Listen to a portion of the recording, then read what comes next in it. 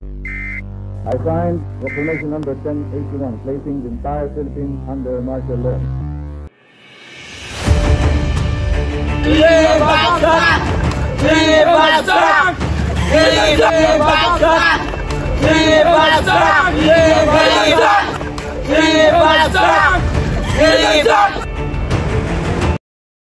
Hindi mo ba nangyari sa mga estudyante sa protesta? Wala akong narinig. Ayaw na pag hindi na mamagulang ng mga balita. Sabi nila, binugbog sila, inaresto, nawawala.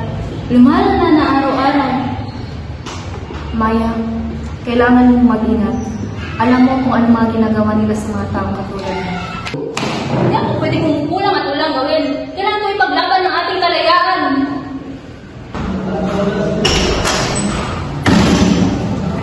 Maya, parehas kayong arestado. Para saan? Ano bang ginawa namin mali? Alam mo kung bakit nagsasalita ka laban sa gobyerno. Hindi tayo dapat manatiling tahimik at tunoorin ang pagbagsak ng ating bansa. Dapat tayong lumaban at tumayo para sa ating sariling pinaniniwalaan. Pero anong magagawa natin? Ang gobyerno ay makapangyarihan at di tayo papagulungan. May kapangyarihan tayo ng ating mga boses, Miguel. Dapat tayong magsalita laban sa korupsyon at pang-aapi.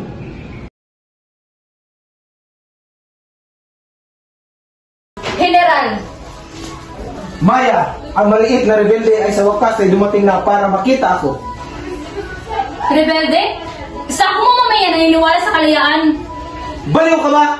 Kailangan ng bansang ito ng kaayusan, disiplina, yan ang ibibigay ko. Sa kang tirano, General, ninakaw mo ang ating karapatan. Pinatahimik pa ang ating mga boses. Matuto kang igalang ang batas at matuto kang matakot sa akin. General, pakisuyong huwag, hindi ito ang paraan.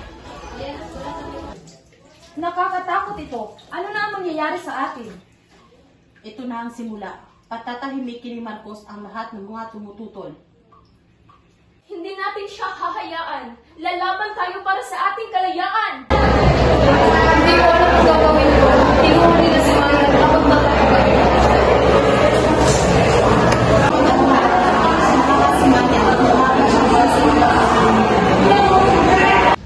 Ang takot ay isang makapangyarihang sandata, ngunit hindi nito masisira ang ating mga espiritu. Dapat tayong maging malakas at magkaisa sa ating pananampalataya. Makibaka! Huwag matakot! Ibagsak! Ibagsak! Ibagsak! Ibagsak! Ibagsak! Ibagsak! Ibagsak! Ibagsak! Ibagsak! Ibagsak! Ibagsak! Ibagsak!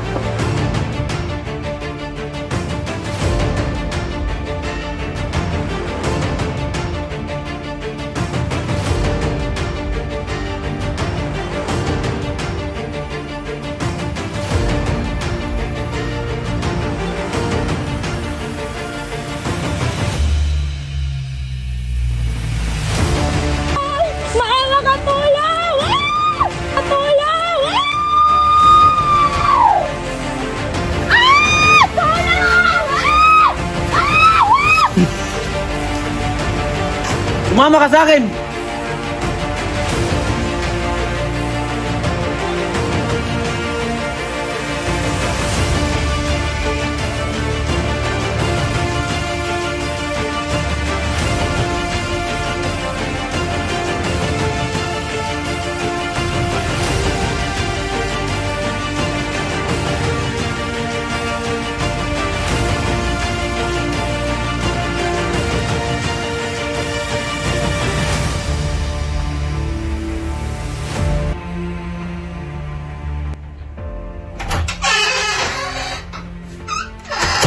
General, hindi ko na kaya ito. Hindi ako pwedeng maging bahagi nito.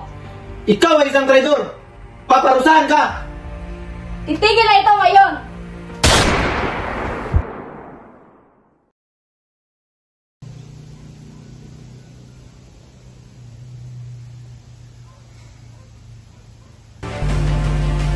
And so it is that as I promised all of you, my countrymen, on that fateful morning of September 23, 1972, when I announced the proclamation of martial law, which had been signed by me before, with your support, placing myself, my life, and my family's life and honor on the judgment of history.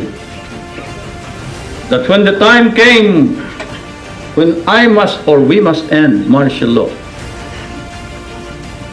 and that time could not be foreseen then, I would be the first to move and initiate the termination of martial law.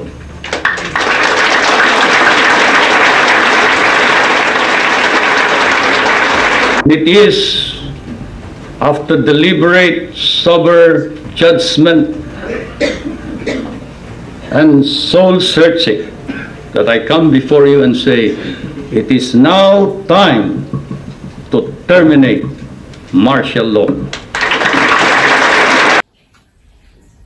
Salamat at nakamit na natin ang ating hinangad.